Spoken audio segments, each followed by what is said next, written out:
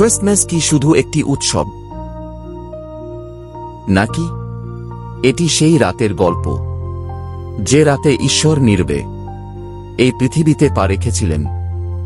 যদি যিশুর জন্ম না হতো তবে আজ আপনার আর আমার গল্প কেমন হতো? বাইবেল বলে সবাই পাপ করেছে এবং ঈশ্বরের মহিমা থেকে বঞ্চিত হয়েছে।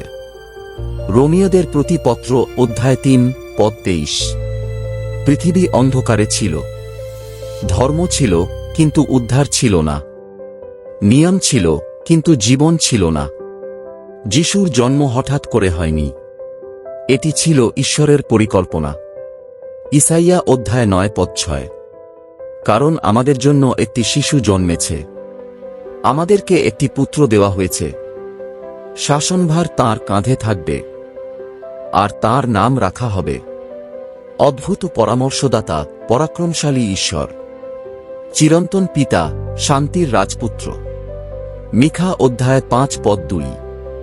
হে বেথলেহেম ইফরাথা, তুমি যদিও জিহুদার সহস্রদের মধ্যে ক্ষুদ্র, তবুও তোমার মধ্য থেকে আমার জন্য একজন বের হবে, যিনি ইসরায়েলের শাসনকর্তা হবেন।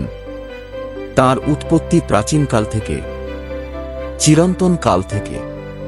ক্রিসমাস কোনো নতুন গল্প নয়, এটি হাজার বছরের পুরনো এক প্রতিশ্রুতি।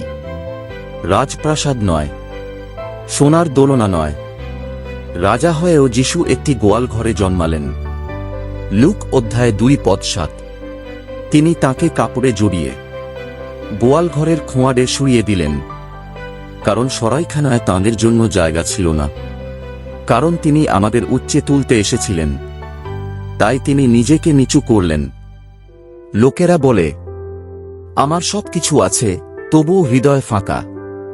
ক্রিসমাসের অর্থ উপহার নয়, ক্রিসমাসের অর্থ উপস্থিতি। মথি অধ্যায় 1 পদ 23। তাঁর নাম রাখা হবে ইম্মানুয়েল, যার অর্থ ঈশ্বর আমাদের সঙ্গে। আপনি যদি ক্রুশকে ভুলে যান তবে ক্রিসমাস অসম্পূর্ণ। যোহন অধ্যায় 3 পদ 16। কারণ ঈশ্বর জগতকে এমন ভালোবাসলেন যে তিনি তাঁর একমাত্র পুত্রকে দান করলেন, যাতে যে কেউ তাঁর ওপর বিশ্বাস করে সে ধ্বংস না হয়, বরং অনন্ত জীবন পায়। তিনি জন্মালেন যাতে তিনি মরতে পারেন আর আমরা জীবন পেতে পারি।